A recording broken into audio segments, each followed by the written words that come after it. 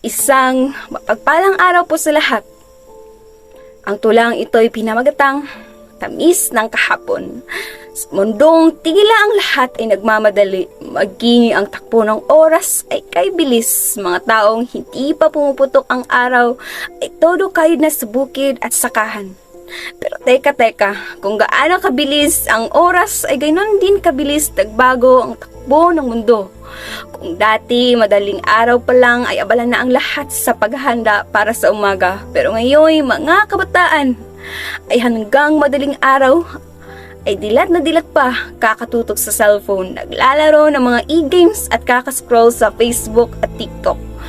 Kung dati pataasan ng kasuotang saya, ngayon paiksian na't pagandahan na ng aesthetic OOTDs. Kay dami na ngang pagbabago sa buhay at estilo ng pamumuhay ng lahat ng mga tao. Kung dati nawawalan lang ng kuryente ay nasa ilalim na ng buwan, nagtataguan o naglalaro ng puppet show. Ngunit ngayon mawalan lang ng kuryente ay parang maputulan na ng hininga sapagkat internet ay naging parte na ng pangangailangan ng sambayanan. Sa milyon-milyong tao sa Pilipinas, panigurado may mga cellphone at internet ang lahat. Nakakatawa na yung mga taong nagsasabi ng no smoking ay panay hit-hit ng vape na akala mo'y walang nikotin. Ay, nakakalungkot. Sa modernong henerasyon, sa larangan ng mga journalist na panay nagsikap sa buong buhay maging batikan lang sa kanilang napigiling larangan.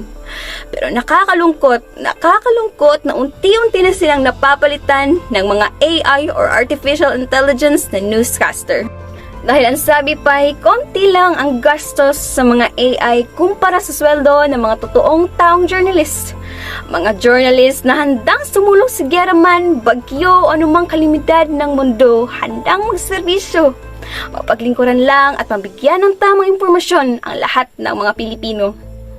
Paano na lang ang masay jokes, hirit at mga bloopers ng mga journalist na hinahangaan ko? Papalitan na ba ang mga AI nyo? Kaibigan, hindi ko binabatikos ang pagbabago ng dulot ng modernisasyon ng mundo. Batid kong ang naislay makipagsabayan sa ating karatig bayan. Ako'y nalulungkot lang at nanghihinayang, pero wala tayong magagawa kundi ang magpatuloy na lang at piliting lumaban at makisabay sa agos ng buhay. Kaibigan, tara, at ating pagnilayan ang tamis ng kahapon ng ating bayan.